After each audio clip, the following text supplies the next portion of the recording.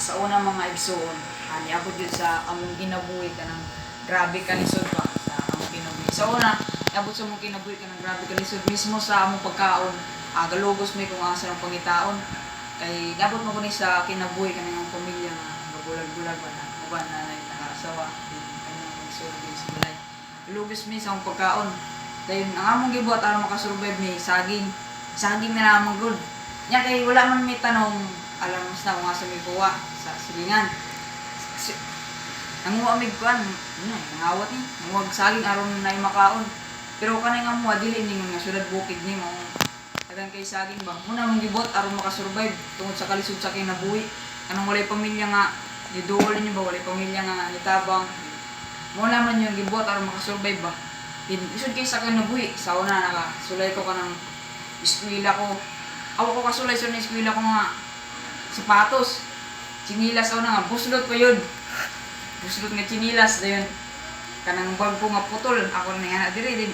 Nakasulay ko sa una, akong gigamit nga bag, plastic. Then among gibuhat sa una, aron nami balon pag mo eskwela mi, manguamig kuan, manguamig lubi. So kay wala mi kalubinan, silingan na pod. Manguamig lubi sa silingan. Then kanang naka-uniform na, naka-shirt na, nakasilina na din. Mga lubi silingan, masakpan magyud bago mo to sa eskwelahan, maglagsanay sa. Maglagsanay sa tag-iyaw kami, bago mo kadto sa eskwelahan. Kaya po ka naman ibaligyan ng lubi, tig-2 o tig-3. Babali na naman na eskwelahan, na may mga, makaangkaw dito. Tungkol sa kalisod sa kinabuhi mga igsoon. Pero bisag taliwalan ang kalisod sa mong kinabuhi mga igsoon, wala may kauna-unog pagsimba.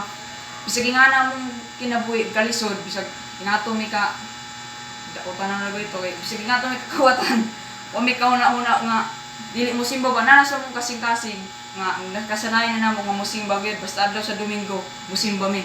Ngano nakasulti ko na yung maigsoon kay nga atong pagatunan ron is about the good minister of Jesus Christ. Kung atong text karon maigsoon diri makita sa 1 Timothy 4:6 to 16. Pero ang main verse ani atong maigsoon diri sa verse 12. Akong basahan ng verse 12. Ayaw itugot nga tamahin ka tungod sa imong pagkabatanon. Imo hinuon nga imong kaugalingon nga panag-ingnan sa mga magtotoo pinagi sa imong pagpanulti sa batasan sa gugma o sa kaputli. Ito ko na itong ulang sa mga pata. Alabing dalay gunog ng mga Lord, salamat aning mga taon na pagpuntagon, salamat sa pagpumigay Lord nga makatuon na sa piso mga pulong. Kinaot Lord nga ablan na yung nagkasing-kasing Lord na kini mga pulong ng madungog. Matiswa kini sa mga nagkasing-kasing mga panakinig na Lord. Tinawitugyan kayo mo tanan sa pangalan ni Kristo Jesus. Amen. Bago tamo pusid sa unang mga igsoon, tubuti ko nyo nga akong pagbasahon ng background sa Timoteo. Si Timoteo sa kabatan nga Kristohan nga taga-Asia Minor, ang iyang amahan Grigo ug ang iyang inang Hudyo. Nahimo siyang kauban sa luyuluyo ni Pablo sa iyang buhat ngon usa ka misyonero. Ang unang sulat ni Pablo kang Timoteo nagisigot sa tulo ka dagkong butang una sa tanan. Kining maong sulat usa ka pasidaan batok sa mga sayop nga pagtulunan diha sa simbahan. Kining maong pagtulunan naglakip sa mga huna-huna sa iya sa mga Hudyo sa mga dili Hudyo. Sumala pa niining kalibutan nga atong puy-an daotan. Ang usa ka tawo maluwas lamang ug batunan niya ang katalagsaon ug tinagong kahibalo ug sa mga paagi sa pagkinabuhi sama sa paglikay sa mga sa pipila ka matang sa pagkaon o sa dili pagminyo. Ang maong sulat naglakip usab sa mga pagtudlo kabahin sa pagdumala sa simbahan ug sa pagsimba. Isay-say usab ang kinaiya o paagi sa pagkinabuhi nga angay batunan sa usa ka pangulo ug sa katabang sa simbahan. Sa katapusan gitambagan si Timoteo sa angay niyang buhaton aron mahimo siyang maayong alagad ni Kristo. Ipahinumduman usab siya sa iyang kaakuhan ngadto sa ubang pundok sa mga magtutod. Bago ta mo ngadto sa unang butang nato pagaton so nasa koy duha ka pangutana diri.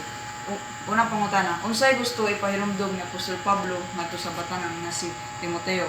Ug ang ikaduha, ingon nga Kristohanon unsay pagtulungan nga kinahanglan naton maungkon gikan sa sulat ni Apostol Pablo ngadto kang Timoteo.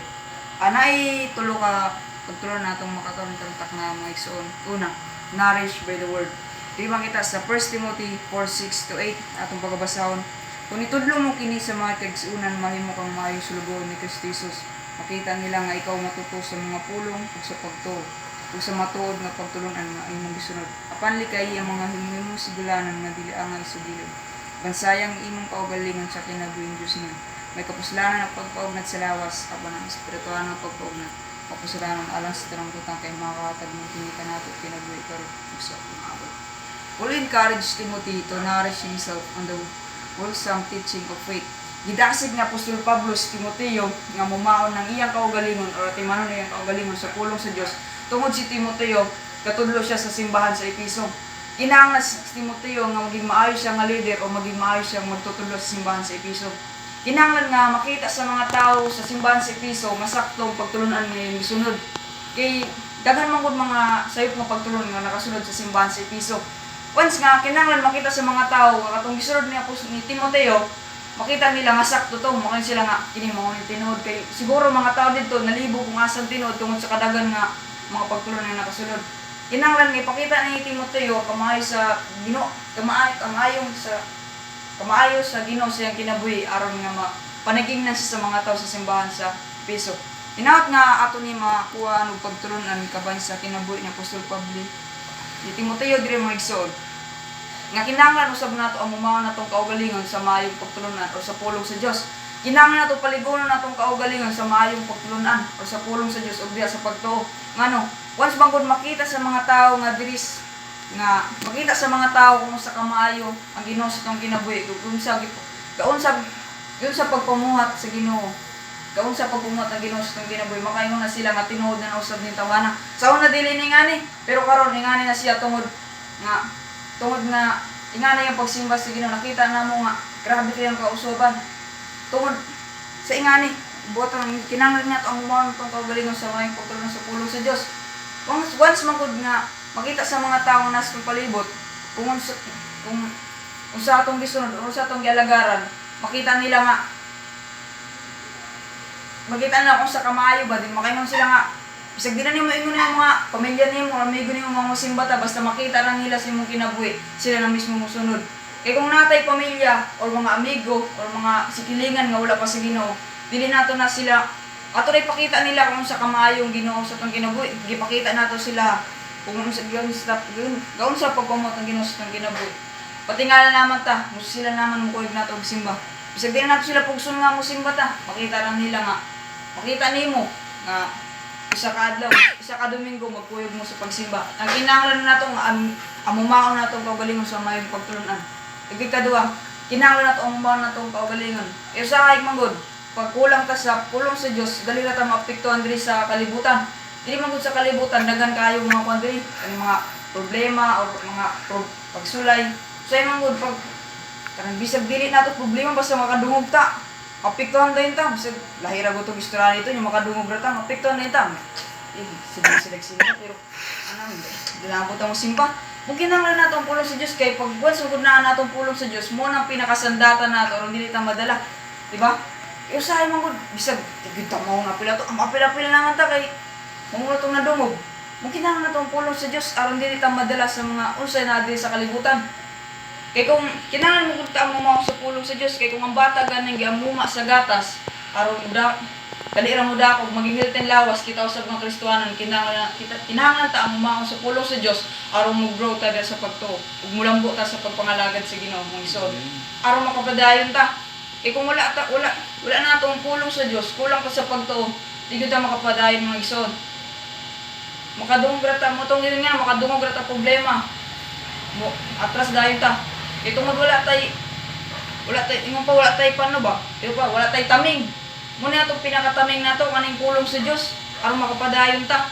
Kaya kung ang motor galing, kinangan gasolina, aron makabot siyang destinasyon, ito sa mga Kristanon, ang pinakagasolina na itong mga pulong sa Diyos, aron makapadayon ta, kung sa itong gusto mabot. Isa ra mo na itong gusto mabot rin, mga pag-grow. Wala man talain na tumong diri para sa pag-agalingon, isa ra para mahimayang pangalan sa Ginoo ug mo-grow ministry. Kaya kung ang katara diri willing mo paggamit, willing makaton mga igsoon. Kita tanan nga diri kung willing ra ta. Layo ra 5 katuig mga igsoon. Mupalit na pud ta another bangko. Kay dili na maigo ta diri na butang na pud tag kanopidya aron manayop kasilungan ng mga tao kay tungod nga daghan na kay tang pud ta another bangko. Isa ra to buhaton mga igsoon. Pailo ra ta. Ug kinahanglan nato ang mga tong pagaling sa pulong sa Dios aron mo grow ta sa pagpangalagad ug maging effective ang ministry mga igsoon. Spiritual growth and maturity come from reading on the Word of God. Diri si Timoteo mga igsoon. Bata pa ni siya pero grabe na kayong pagka-kubitado sa Ginoo ba? Grabe na kayong pagpangalagad sa Ginoo. Pero di kini si Timoteo, dili na ingon nga si Timoteo nga batan-on pa mga igsoon nga ingon nga parehan yung imong anak nga gamay pa kayo. Kay sa ato man gud ang giingon sa tulong nga batan-on nga youth diri sa ato sa Pilipinas 13 to 19 mo nang gikuan nato nga batan-on. Or youth sa ato 13 to 20 mo nang gikuan nato nga batan-on. Pero sa panahon man gud nilang Timoteo mga igsoon 25 to 40 mo nang gikuan nila nga batan-on. So para sa to murag dili na giniyon nga batanon si Timoteo. Para sila, morning batanon, 25 to 40, morning batanon sila. May son. So, si Timoteo, ingon nga batanon, grabe na kayang pagpangalagad si Ginoo. Di, iyang itudluan, katong mga tao nga, ingon na to nga na may bata, pero na po ito may gulang siya. Grabe na kayang pagpumitalo si Ginoo, grabe na kayang pagpangalagad. May son. Maong gingon dire nga, spiritual growth and maturity come from feeding on the Word of God. Dili ni literal na kaon na itong pulong sa Diyos mga igsoon.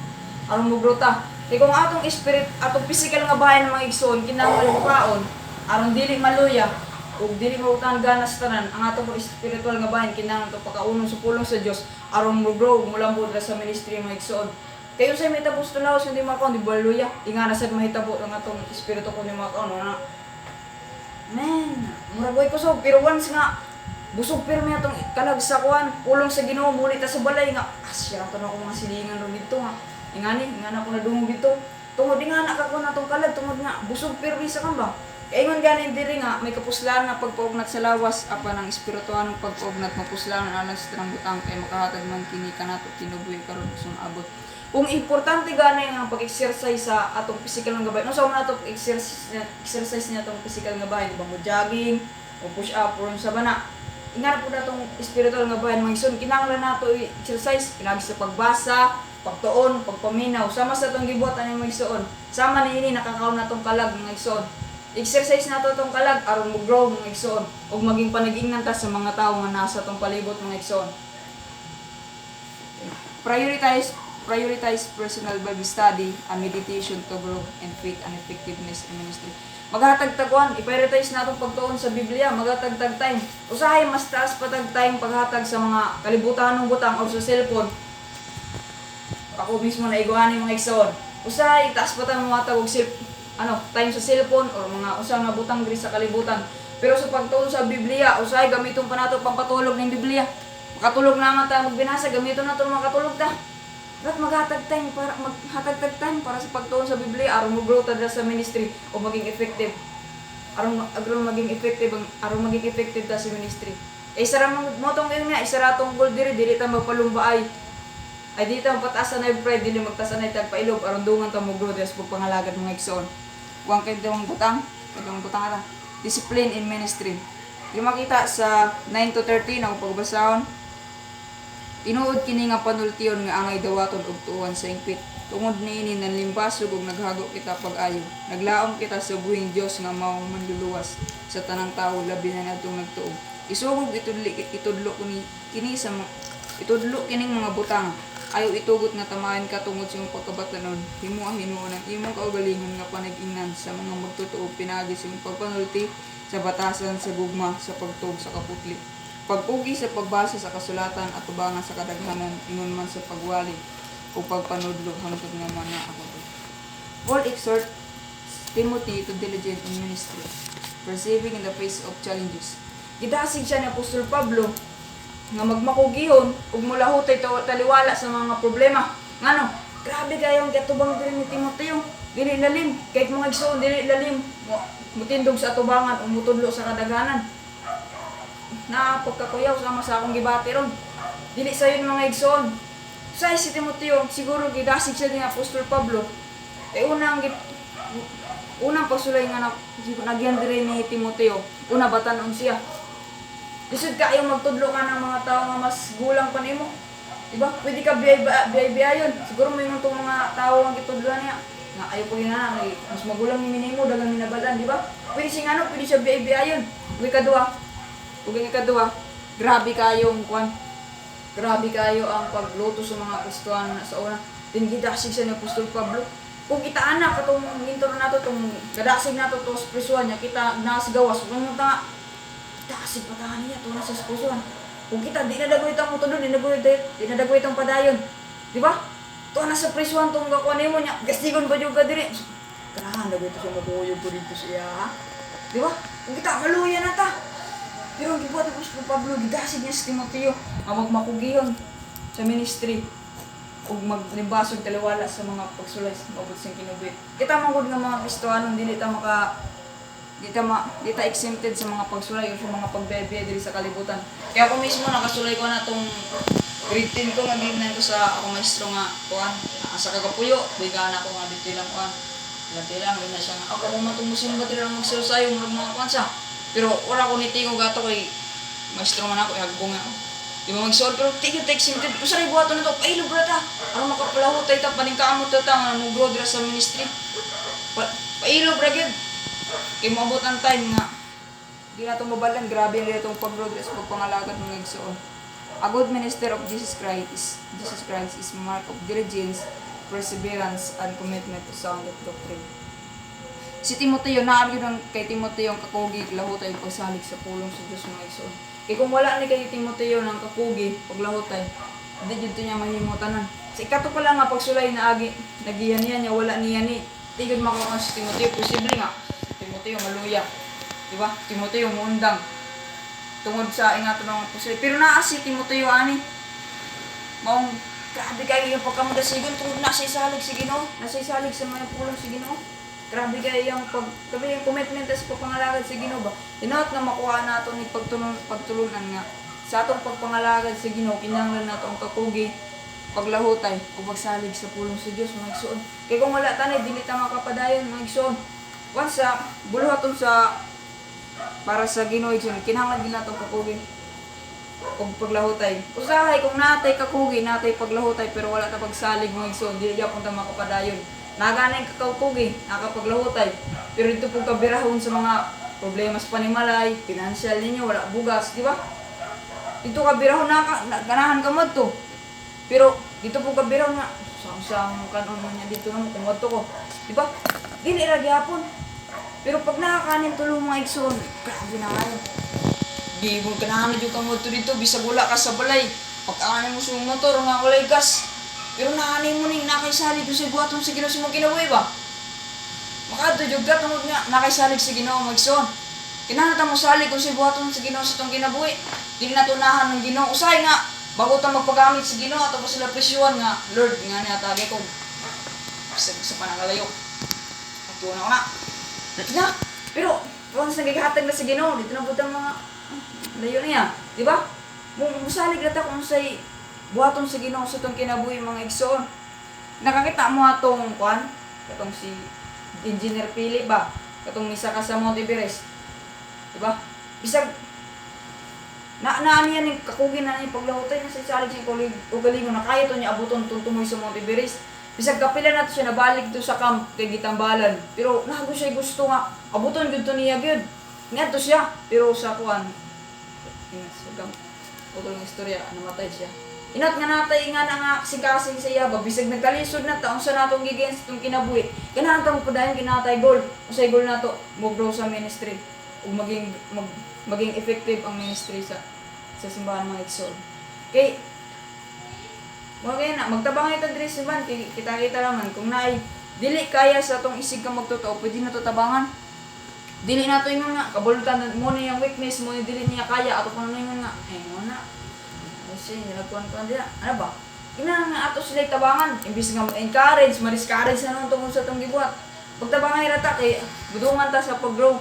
Kaya wala man tayong mapakain ko, wala ta diri kapatasay yung pride. Nagpatasay tagpailog ng igsoon. Dayon, set goal and prioritize for your ministry and persevere in the face of obstacles, seeking accountability and support from fellow believers. Magkuantag goals, kung mag-prioritize ta kung sa iko nato sa atong ministry. Magbutang tag goals, unsa may goals nato diri ganahan ta nga may nga ni ministry, ganahan ta nga patulog dito. No? Magkuantag dili na nga baliwalaon ni. Kinahanglan nato ni buhaton kaya ganahan man ta mo grow ministry, ganahan pud ta mo grow sa pagpangalagad sa Ginoo buhaton nato ni mga igsoon. Ug kinahanglan mo to yung ganiya, ang mga itagkuan support sa isig ka magtotoo nato. Kaya di man natong kaya tanan kung kita-kita, kinahanglan to someone nga mutabang nato, someone nga naa sa tong kilid. kay wala kung kinahanglan naton tabang nila. Kinahanglan nato ingon pas Tagalog agapay. Magson kay dili nato kayong baro kung kita-kita ra. Kinahanglan nato isig ka magtotoo. Kita ra man magtabang ngay god, ingon nga magigsoon sa pagpangalagad. Isod pud kayo og problema. Nakaga problema ka diri sa simbahan mo to kung barkada sa gawas. Usa po itabang nilatan. Tagay lang. Diba? Isod kayo. Kung natay problema, natay ganahan nga makatunan, mga itagtabang sa atong isig ka magtotoo. Aron kung ganahan, aron magdungan mo bro ba? Ingon nga, kitang tanan mo nga ta dili nga nay mabilin ba? Kung na may mabilin, tabangan nato dili ka nang magdut-anay nun ta paubos. Kuyo gay kitang tanan mo bro sa pagpangalagad mga igsoon. Dayon, kailangan i-practice nato tong kaugalingon. Aron sa nato paglukong wala ta may gihimo sa pagpangalagad sa Ginoo may igsoon, kinahanglan natay buhaton. Dili ingon nga na istorya ta pero wala tay buhat, mapareho ra ta kay Juan Tamad. Kagahulat ra mahulog ang bayabas pero wala may nahitabo di ba? Ingon sad kung sige ra tay ingon ganan ta mo bro pero wala tay migubuhat, wala di gyud ta mo bro may igsoon. I-practice nato tong kaugalingon sa pag-ampo, sa pagtuon, sa pulong sa Dios ug pagsimba mo igsoon. Dayon kani pagkontrol sa kaugalingon. Usay dili ta makakontrol sa atong kaugalingon, sumot makontak kan sa emosyon nato. Di ta makakontrol mga igsoon. Ginanglan nga pangtangon nato ni usay nakasakit na rin tagtao, wala na to nabalan. Di ba? Imbis nga mapaniging ng tanila, atong kinabuhi yung paniging na nila, di na nawang. Susunod to, mas maayo ko to kung kuhan dito. Di ba? Kinanglan nga makita nila ang kamayo sa Ginoo sa mong kinabuhi. Dili nila maingon nga, sige na nagsimba pero murag yapon. Kapag dili nga nang isod, kinahanglan nga makita nila adlaw-adlaw ang kamaayos sa Ginoo sa kinabuhi. Dili ra sa adlaw nga, pero mo to isod. Dili ra sa adlaw nga Domingo makita og isod, kinahanglan nga adlaw-adlaw nga isod. Dayon kaning pagpaningkamot. Paningkamot ta. Nga mugro dira sa ministry. Dili na to pabayaan nga atong isig ka magtotoo nga mabilin. Tabanganay ta. Kay saram mo na tong diri mugro ministry umugro sa pagpangalagad mga igsoon. At ta sa katulong butang igsoon. Exemplary in life and ministry. Di makita sa verse 14 to 16 kung mabasa. Gamitang espirituanong gasa nga nadawat mo sa diyan nulti ang mga propeta samtang nagpandong kanimo sa ilang kamot ang mga katagpuan sa simbahan. Ug buhata kining mga butanga sa mga pinagdaan gayon aron makita sa naging paguswag. Bantayi ang imong kaugalingon ingon man ang imong pagpanudo. Buhata kini kanunay kiniining paghiham maluwas mo ang imong kaugalingon mga namati kanimo. Paul reminds Timothy to mindful of his gift and calling and to live a life to reflects the gospel. Ipahinumduman ni Apostol Pablo diri si Timoteo na dili niya atong galimtan tong mga gasa nga naa niya. Kinahanglan gamiton niya ni gasa para mahimayan ng Ginoo. Gamiton niya ni para mapasidong ka ng Ginoo. Gamiton niya ni mga gasa ang pagtudlo sa mga tao. Kitang tanan man diri natay gasa sa pagtudlo. Tanan natay gasa natay mga gift diri ni gihatag sa Ginoo. Kaning gift na gihatag sa Ginoo sa to, kinahanglan nato ni ibalik niya. Kay gipulang niya ni nato aron mapasilungan ka siya. Dili nato ni gamiton nga para sa ato lang kaugalingon nga interes. Ato ni gamiton para sa iya aron mapasidunggan ang iyang ngalan, magsuod. Ug sa pamaagi ani nga gift na gihatag sa Ginoo nato, baging panag-ingnan ta sa mga tawo nga nasa tong palibot mga igsoon. Ug pag nakita nila nga grabe ka pagpumot sa Ginoo sa kinabuhi, dira na maging example ka sa uban mga igsoon. Dira na makilang taon modelo. Dira na maging modelo ta nila ba. Makita nila kung unsay angay sundon. Makita nila nga grabe yung tawanan kinahanglan na. Ngani ba? Nga grabe kay pagpangalagad. Kinahanglan nga ganahan ba niya ba? Ganahan ko unsay nakatanan niya, ganahan ko nga musimba. Kay nakita na ako niya kung yun siya sa pag-usog sa Ginoo magsuon. Kay unsay makuha na to pagtulunan sa kinabuhi ni Timoteo. Unsay kinahanglan nato sundon sa kinabuhi ni Timoteo. Una si Timoteo, nagmalaho tayo ug nagmakugiyon sa ministeryo magsuon. Bisag taliwala sa mga problema ug pagsulay nanibasog si Timoteo. Hinaot ning makuha nato ni nga pagtulunan magsuon. Ug kanin sa unsay makuha nato nga pagtulunan diri sa ministeryo ni Timoteo. Una mga igsoon, si Timoteo grabe kay pagkakomitaro diri sa Ginoo. Grabe kay ang pagpangalagad sa Ginoo. Grabe kay ang pagtudlo. Nak na makuha nato ni pagtulunan mga igsoon. Kung grabe kung unsa pagkakomitado si Timoteo. Kay sa pinaagi ni mga igsoon, dili ta maging good example sa uban. Dili ta maging modelo sa uban. dili ta sundon sa uban, maigsoon. Inang usab nga makita sa uban kung unsa nata pag-usab, kung unsa natong kinabuhi. Was man gud kung makita sa mga tawo nga nasa tong palibot nga dugay na tayong simba pero wa tayong usab. Imbis ma-encourage sila, ma-discourage din anong sila ganang simba kay kung sumugod ba na simbahan naman na sila. Diba? Kinahanglan nga mapanag-ingnan to sa mga tawo nga nasa tong palibot. Then, set specific measurable goals for your ministry. Cultivate a lifestyle of integrity, compassion, and humility, recognizing that your life is a model for others, and seek feedback.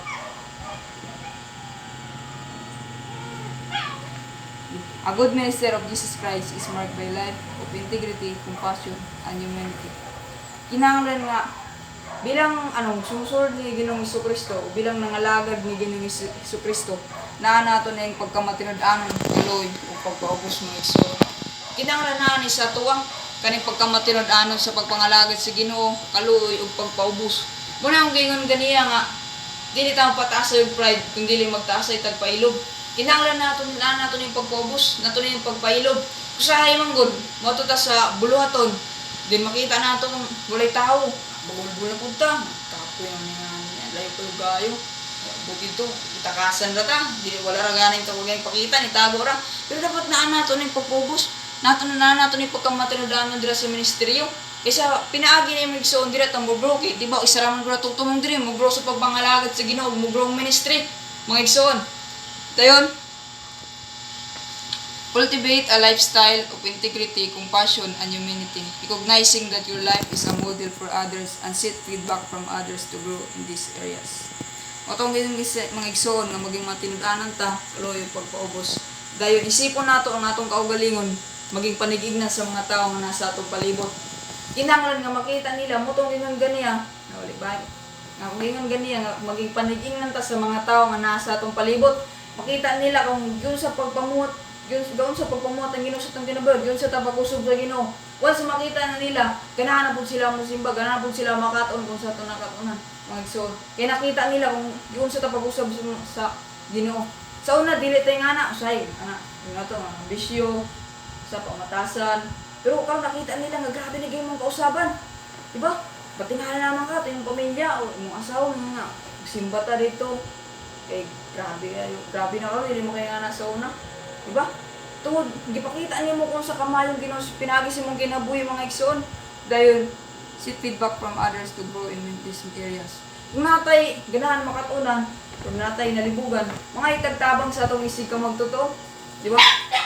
Natay ganahan makatunan. Pwede ta mga itabang nila, kikita nga mga Kristohanon bilang mag-igsoon sa diya kay Ginoong Jesucristo, magtabang ita. Utong gingon ganiya nga dili ta di nato iduot atong isig kang magtuto kung dili tabangan nato aron makangat aron kitang tanan mugro sa pagpangalagad ulay mabilin mga igsoon. Develop a constant daily devotional life, prioritizing Bible study and prayer. Set specific measurable goals for your ministry and seek accountability from fellow believers. Regularly evaluate your life and ministry, seeking feedback from others and make adjustment to reflect the gospel of authority. Marto magsoon nga maghatag-tag time sa pagpangalagad sa Ginoo. Maghatag-tag time pagtuon sa pulong sa Dios mga igsoon. Kaysa ano na pumagi dili mo grow ministry mga igsoon. Di ba? Kitantanan gana naman ta mo grow sa pagpangalagad, maghatag-tag time. Kaya saan nato pag-grow kung dili nato atagan og time ang pagtuon sa pulong sa Dios wala tay buhaton. Usaon nato pagkamodelo sa uban kung wala tay buhaton. Kinahanglan na atay buhaton mga igsoon aron makita nila kung sa kamaayong Ginoo sa tong kinabuhi mga igsoon. Ug magtabangay ta.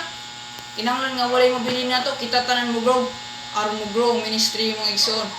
Kay walay mahitabo mga igsoon kung dili magtabangay. Kinahanglan nato teamwork mga igsoon aron kita tanan mo grow sa pagpangalagan igsoon. Tilagtam ang puta para sa katapusan. Alabing galay ko ng mga Lord, salamat aning mga taong nakapuntagon. Salamat sa iyo nakatuon masugod sa mga pulong. Not Lord, kini mga pulong Lord, ang matisok sa mga kasing-kasing Lord, ug madala kini namo sa mga tagsa-tagsa nga panimalay Lord, ug ma-apply namo sa mga kinabuhi. Ug tinawag to din tanan sa pangalan ni Kristo Jesus. Amen.